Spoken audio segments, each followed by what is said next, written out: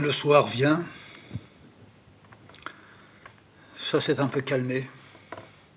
Pas mon estomac, là-bas, le feu.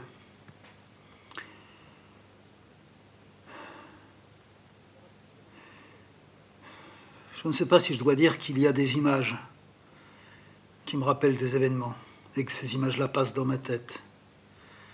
Mais s'il y a des images, elles sont vraiment trop rapides. Elles sont toutes en groupe, comme des sections pressées.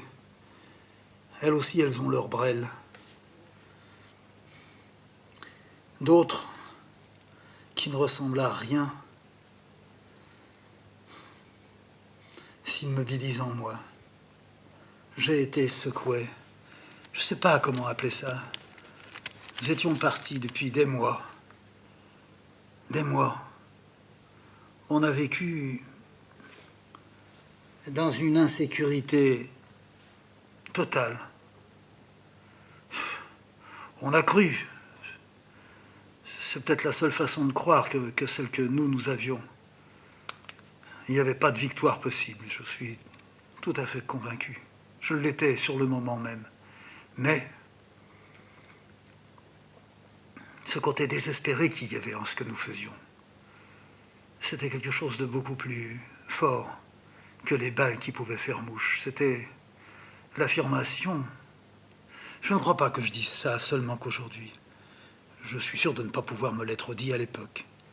Mais peu après, très très peu après, les choses se sont précipitées dans ma tête. Très peu de temps après cette rencontre avec les libérateurs. Oui, je préfère dire j'ai entrevu que de dire j'ai vu. J'ai entrevu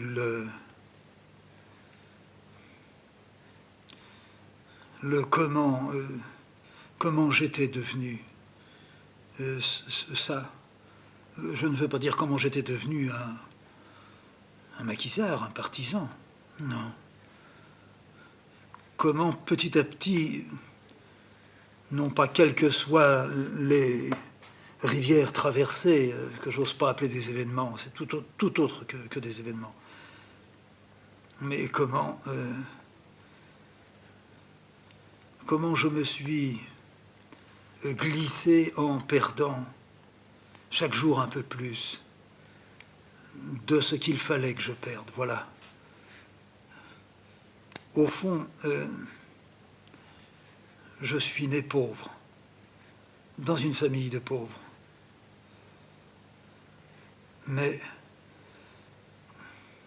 ce qui n'avait rien à voir avec la richesse, et sans doute beaucoup plus avec la pauvreté, c'était ce à quoi je ne pouvais pas parvenir à croire. Voilà. Et quoi qu'il y eût, tout me menait à ça aujourd'hui. En 1930, j'étais déjà fléché pour arriver en 1960 ou 1980. C'est étrange de penser que l'on a pu ne jamais croire. Je veux dire, ne jamais croire à ce qui se distribuait, se dispensait, se jetait comme du grain dans la basse-cour. Je n'ai jamais pu. Est-ce que j'ai cru alors à autre chose? Est-ce que je me suis accroché? Non, je ne me suis pas accroché. Je ne suis pas un naufragé. Je suis bien... Faut que je dise bien pire ou bien plus. Je suis encore à hésiter, là. J'ai entendu... Mon enfance a été baignée aussi par ça. J'ai entendu et j'ai vu le père en une exaltation qui frisait la folie, la démence. Et la boisson n'était pas la seule explication à ça. La boisson, peut-être même, calmait-elle d'autres ardeurs qu'il avait en lui. Ça, je l'ai toujours pensé. C'était un homme apparemment calme, mais c'était un faux calme. Il avait vite une sorte d'arme et de couteau en main.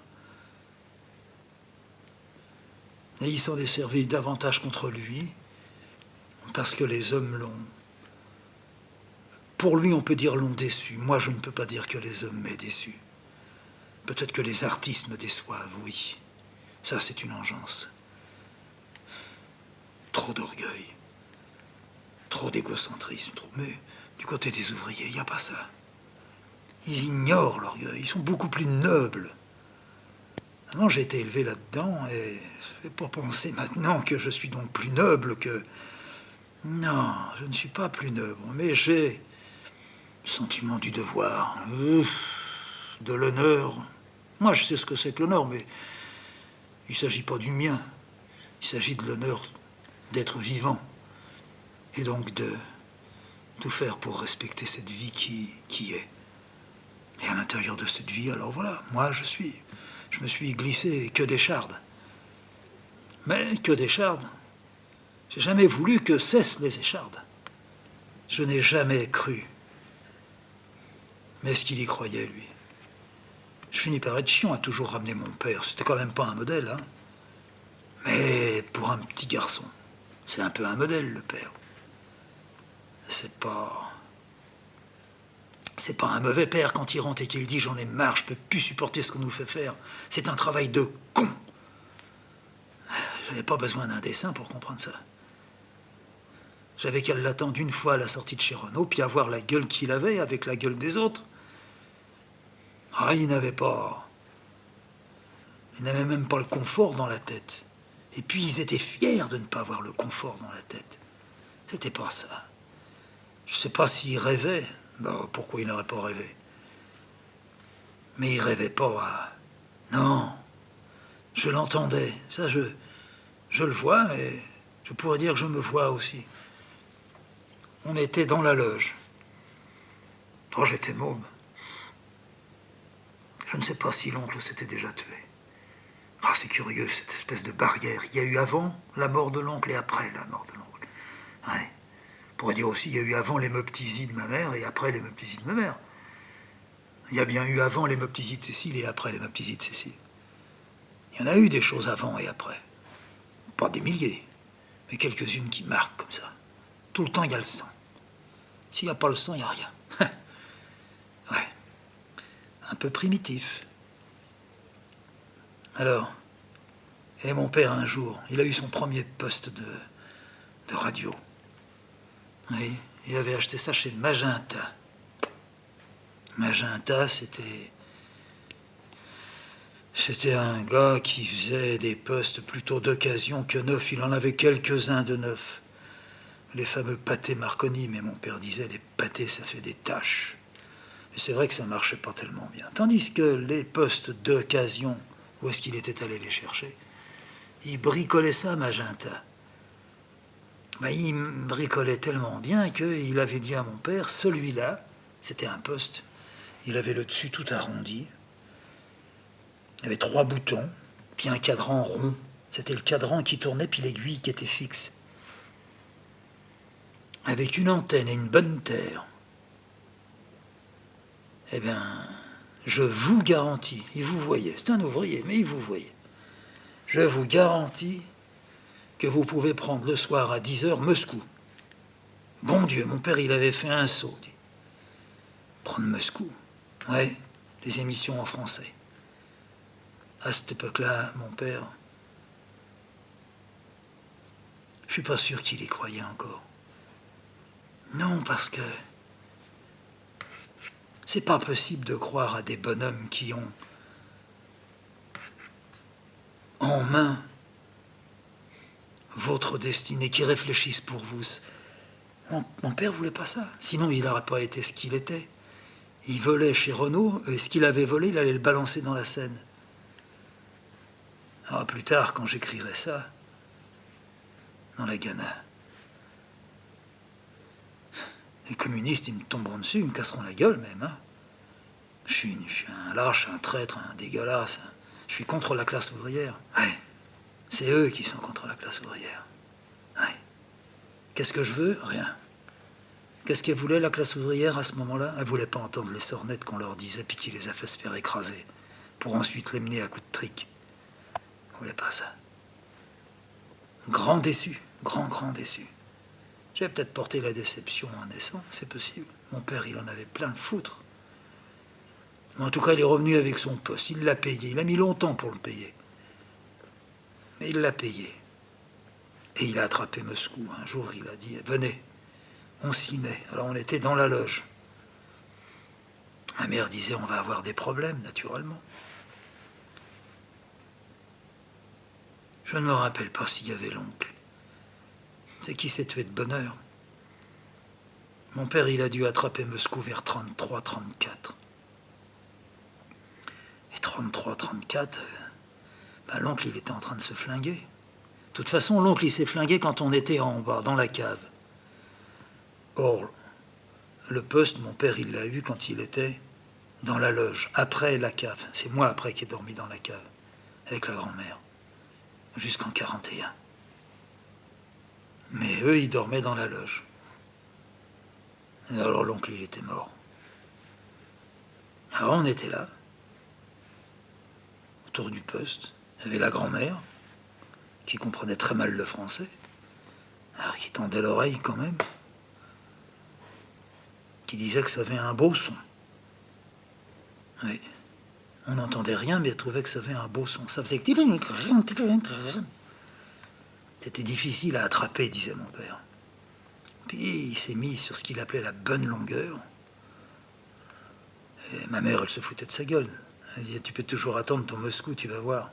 Moi, je me couche, disait-elle. Mais en même temps, elle ne se couchait pas.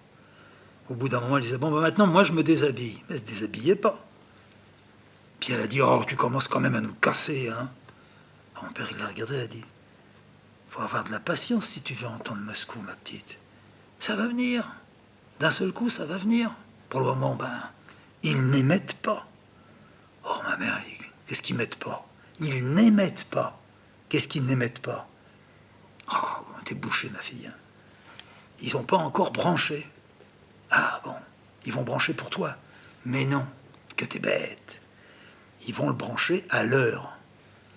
Et Magenta, il m'a dit, à 10 heures, ça passe. Alors on regardait le réveil, ce putain de réveil qui avançait pas. Mon père, il disait, il retarde ou il avance, ce con-là? Ma mère continuait à dire, moi je me déshabille. Elle se déshabillait toujours pas. La grand-mère disait à sa fille, Jeannette, du calme, ça va venir, il te l'a dit, Alfred. Pourquoi tu veux qu'il te le dise? S'il n'y avait rien qui viendrait, il aurait l'air d'un idiot. Alors le père, il remerciait. Un petit canon, il se tapait un petit canon. Moi, un petit canard, du sucre dans du vin. Ma mère, elle a fini par dire, donne-moi un aussi, parce que je sens que je vais dormir debout. Dans 5 minutes, si ça s'est pas mis en route, je me déshabille. Ah, mon vieux de Pilfin qui disait qu'elle se déshabillait, elle aurait dû avoir froid. Hein. Tout à coup, ici, Moscou. Oh. Ma mère, elle a poussé un cri. Hein. Fais moins fort, elle a dit. Mon père, il a dit, putain, j'ouvrirai bien les fenêtres, moi. Il y croyait. Il y croyait à sa façon, mais il y croyait. Et alors, ça s'est déversé tout doucement. C'était des voix un peu spéciales, c'était sûrement des Russes qui parlaient le français, mais comme ma grand-mère parlait le français. Parlait bien, mais on ne comprenait pas tout. Puis il y avait un accent qui nous gênait. Mais ils ont donné des nouvelles, et ils ont donné des nouvelles de la France. Et mon père, il n'était même pas entièrement d'accord, parce que ce n'étaient pas des nouvelles tout à fait vraies. Il parlait d'une grève, et la grève, il y a longtemps qu'elle avait foiré. Mais il parlait, les courageux travailleurs, le prolétariat. Oh, ma mère, ça ne l'a pas emballé. Mon père, il était content, il avait entendu Moscou. Il a bien repéré où est-ce qu'il l'avait eu, combien de temps ça a duré. Après, il y avait une émission qui devait être un peu scientifique. Mon père, il dit, ça me fait chier. Il a coupé. Ils se sont couchés. Et puis dans la nuit, j'ai entendu, il y avait de la musique. C'est mon père qui avait remis en route Moscou. Mais ça n'émettait plus en français. Mais ça émettait encore du côté de la France. Et c'était de la musique. C'était des chants. Là, là, là, là, là, là. Puis d'un seul coup, paf, ça s'est coupé.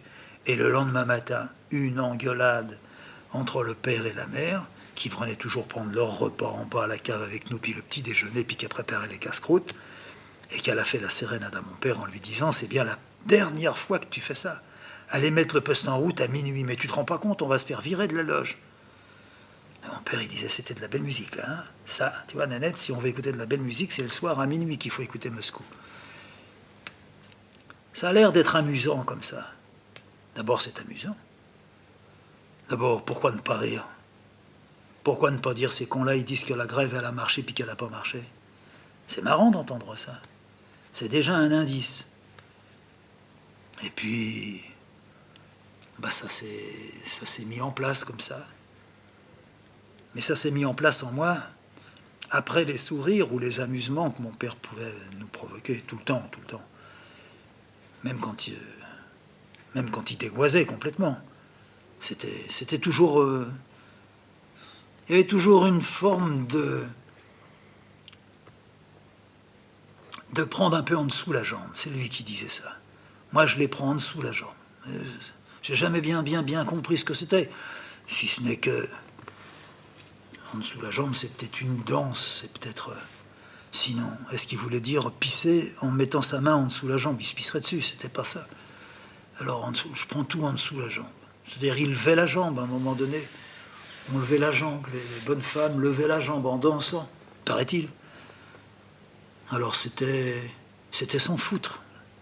En dessous la jambe, c'était s'en foutre. Il prenait tout en s'en foutant. Je sais pas, je suis pas sûr. Alors, c'était un petit peu ça qui me passait dans la tête. Seulement, j'avais attendu, moi, comme d'autres, d'une certaine manière, je dirais moins d'autres, parce qu'il y avait une telle inconscience dans notre jeunesse. On n'était pas des héros, hein. On s'est barré parce qu'on nous a donné l'occasion de nous barrer de Paris. Si on ne nous l'avait pas donné, on se serait fait cravater. C'était le travail obligatoire, hein. Alors on pouvait se planquer, mais comment faisait un ouvrier de 19 ans pour se planquer? C'est pas non plus... Puis on n'avait pas envie de se barrer en Allemagne. Mais on nous a mis sur une voie. On l'a suivi. Et puis là, on était arrivés, comme il avait dit, Leroux. C'est fini pour nous. Mais c'est fini pour nous. Il allait falloir qu'on en parle, lui et moi. Puis les autres, s'ils veulent. Mais les autres, c'était comme des dormeurs, ou en tous les cas de bons endormis. Ça m'arrivait, moi, de parler avec eux. Ça nous arrivait d'être comme ça, à rien foutre, à attendre. Toujours pareil, hein, la même pose, hein, la mitraillette entre les jambes, le dos au mur, et toujours à écouter. On chuchotait et toujours à écouter. Avec deux sentinelles à qui on faisait une confiance totale. Il ne fallait pas qu'ils fassent les cons, hein. Et puis on chuchotait.